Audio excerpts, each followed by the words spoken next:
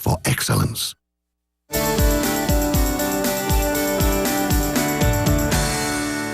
All right, so federal funding isn't the only thing ACORN could lose. The organization also receives substantial state funding, and a number of politicians are lining up calling for that to go next.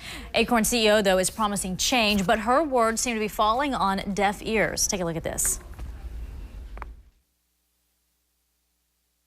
I will clean this house. It is being done now. And here's what I would like. I'll come back in 3 months and you can look at what we've done. ACORN's trying to claim that they're cleaning up their act, but I think it's too little, too late. Okay, and while ACORN takes a hit, other nonprofit housing agencies are worried that they're going to feel the backlash as well. Housing specialist Clyde Anderson joins me now to talk about all of this. And let's get down to the nitty-gritty of it. Yeah. So how can these organizations, these other organizations, be hurt by all of this, essentially? Well, you can see ACORN's in a tough position right now. They get these federal dollars, and there's a lot of other organizations that do similar work. Now you're going to be scrutinized. This lets you know how important the front line is when you have this type of organization.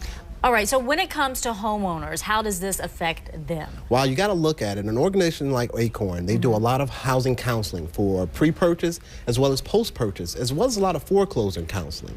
And so it's key right now. You know, we're seeing what the housing market is doing, what the industry is having as a whole. This education is so important, and the dollars are so important because a lot of them provide down payment assistance for money to provide homes for people. So if these organizations could be hurt by this whole ACORN fallout, where do people go who need that kind of assistance then? Well, I think there's a lot of organizations out there. Okay. The thing is, we want them to keep their money. You know, we want to make sure they're doing the right things. And so HUD.gov is a great website that gives information all across the country. You can go there and find out the counseling agencies that provide the type of assistance. All right, so when you go to HUD.gov, what kind of agencies will you find there? What kind of benefits will you receive by going to those agencies and seeking help? Sure, you're going to see organizations like CCCS, NeighborWorks, NACA, some of those organizations that we've talked about even in the past. And a lot of these organizations will let you know if they provide down payment assistance, if they have housing counseling, all the things that you're looking for. They'll tell you by organization where they're located, the address, and you can find out what they have to help. But a lot of these organizations give money to help with down payment assistance, and right now a lot of people need that down payment All right, assistance. and you know, there's a whole list of these organizations, so help us whittle it down. You're our financial expert, or housing expert, I should say.